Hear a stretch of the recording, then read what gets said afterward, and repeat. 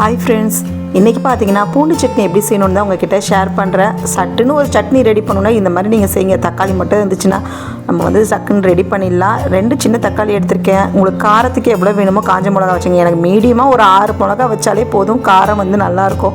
ஒரு 4-5 பல் பூண்டு, உப்பு சேர்த்துக்குங்க. நல்லா மிக்சியில் அரைச்சிருங்க.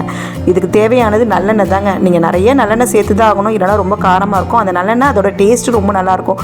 நல்லெண்ணெயில் கடுகு, உளுத்தம்பருப்பு நல்லா வந்து பொரிஞ்சு வெடித்த உடனே நம்ம அரைச்சி வச்சுருக்க பூண்டு சட்னி எடுத்து அந்த எண்ணெயில் சேர்த்துட்டு நம்ம ஸ்டவ் ஆஃப் பண்ணிடணும். அதுக்கப்புறமா கொதிக்க விடக்கூடாது. அந்த எண்ணெயிலேயே நல்லா வந்து சூடான எண்ணெயிலேயே வந்து உங்களுக்கு நல்லா அந்த பூண்டோட ஃப்ளேவரோட சட்னி ரொம்ப சூப்பராக இருக்குங்க. நீங்கள் எப்பயும் சாப்பிட்ற 4 இட்லிக்கு இன்னும் ஒரு 2 இட்லி எக்ஸ்ட்ரா சாப்பிடணும்னு தோணும். நல்லா சுருக்குன்னு இருக்கும் சாப்பிட்றதுக்கு. காரமாக நான் சாப்பிட்ணும் அப்படின்னு ஆசைப்பட்றவங்களாம் இந்த பூண்டு சட்னியை ட்ரை பண்ணி பாருங்கள்.